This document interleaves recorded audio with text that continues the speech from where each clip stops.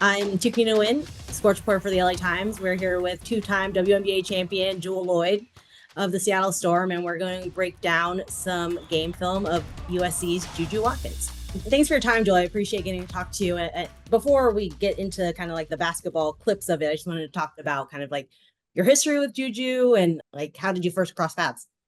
Yeah, no, I've been friends with Juju for a couple of years now. We both work with Phil Handy. That's kind of how we got aligned. He was looking for someone to kind of, give her advice here and there, and she's always had a lot of hype around her. And so just to see her so humble and so eager to learn was really cool, and see her growth and development the past couple of years now. When did you first hear about her? Did you hear about her before you actually met her? Yeah, through Phil. Phil's like, yo, it's this girl out here in Cali. She's killing. I was like, all right, Phil, he's very selective of who he hypes up for a reason.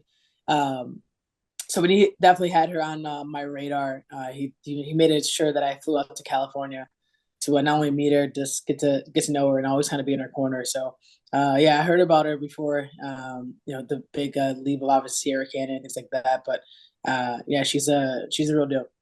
From a purely basketball standpoint, like what do you think you're most impressed by from what she brings to the court?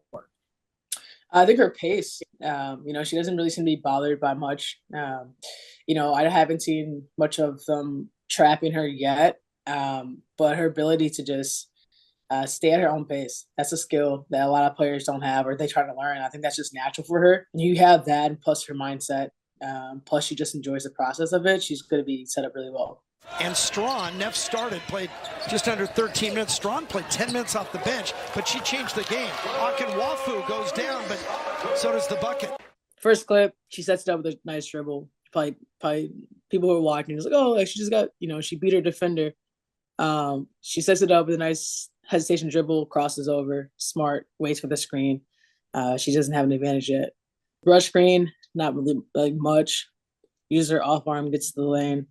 She has so many options. She had a pull up, floater, help comes over, smart decision, makes a drop off pass. Her ability to understand that and be poised, body, make a great pass is it's nice to see. The gravity on the court that she creates, and when she has the ball, she just like draws the defense in a little bit, especially on something like this. The defense is either saying, oh crap, like she's past me, or crap, I got to step up and guard her, which puts pressure on any post player. She steps up just a little bit. And that little 2 steps, I mean, she has to make a decision, right? There's no other help side. Juju also had the pass to the wing. If she wanted to pass it out there, and depending on if that shooter's in rhythm or not, this is probably the best decision you have is trap it to maybe get an and one, but they're too slow to catch up with her. The girls let her go. Thinking that majority of plays that this happens when the post guard is attacking, you normally see a charge here. So body control is huge. Juju's ability to not get a charge and come, going hard, stop on a dime, and also move a little bit just to shift, just in case. I mean, that's tough. I mean, you can't really, as much as you want to be mad at your defense for that, this is a good basketball play, and it happens all the time. Side, and JuJu Watkins with the block. Now she's running the floor. This is her element. Pulls up for 3. Ain't a bounce. And this is where she's super deadly, is in transition. I mean, you have everyone coming back. It's really a 2-on-3, not really. Most coaches would be like, pull it out, wait for the, your other teammates to come down the court. But her ability to just handle the ball, like I said before, her pace is just different. She comes across the court, hesitation dribble, waits for everyone to clear out, pulls up. The transition is just hard to guard. If you have someone who can dribble, pass, and shoot, and this hard, I mean, it's a defensive play, takes her time, waits a little bit, catches her breath, finishes. That's like a layup. For her, definitely. I mean, it's just tough to guard. Can you tell us a little bit more about like what set up the block on that play? Yeah, I mean, she's already in help side, so she has long arms. I think some people would be, oh, she doesn't have a quick first step or ability to jump, but it's all about timing. But yeah, she's bringing it up. I mean, no one's really running on the other side of her. She could have given it up. Usually, you want your best player handle the ball, which they did here. So she slows it down a little bit, waits for the one girl to pass just in case she got double. She has a dribble set. That's just money. Padilla, the other end, finds Watkins. Crossover, creates space, and hits! So, ball, yeah, that's just phenomenal play, good read. She comes off, and, she comes off the screen. You didn't even hear I would tell her to wait more for the screen. Fully face up so your shoulders are towards the rim. So then she either has to really, either jab step, a cross step to make her defender hit the screen fully, even walking her down a couple of dribbles just to align her body. So then she's not necessarily riding the 3-point line. She's going downhill, which makes this even better. But anyone who's behind you like that, her hands on your hip, she's either fully behind you or she's trying to catch up to you. So you tag hard, stop on a dime, creates the separation that you need. You don't need that much separation. Again, she didn't feel comfortable shooting the 3. She had a 2-dribble pull-up. She also has 25 open on the wing. She has options for days for this. She has time, takes her time, nails it. I mean, that's just good basketball.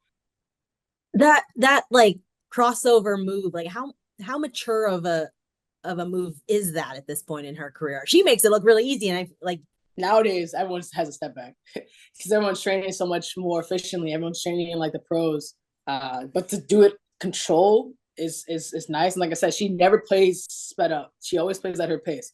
Top Trojans shooting 35% from 3 inside Watkins. And then this last one, that's just a good move. The biggest thing that I noticed in guards in general is that you really want to be able to be dominant with the ball, but also be dominant off the ball. Sometimes it's hard to teach that, but your ability as a scorer just makes you harder to guard. So nice Iverson cut over the top, double screen, make a decision. If they go with her on this, and let's say for whatever reason, they switch late, the post player ends up taking JuJu. I'm sure the next transition is that her post player number 13 is going to come down, set a down screen for JuJu to come back to the top for their elbow jump shot. So she definitely has the options off this read, but like I said, it's really hard to guard her with the ball and without the ball. And definitely when there's great screening coming around, it just makes it a lot, really. I mean, they barely even set a screen here. It's actually no contact.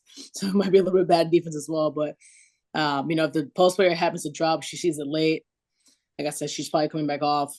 Maybe past the 13, JuJu gets a handoff. But, I mean, that's just smart basketball. It's taking the cut, taking it what's easy, and getting it done. So, I mean, different things like that, you kind of just see her expectations of herself, but also her be able to be dominant on the ball, and then dominant without the ball as well. So big movement.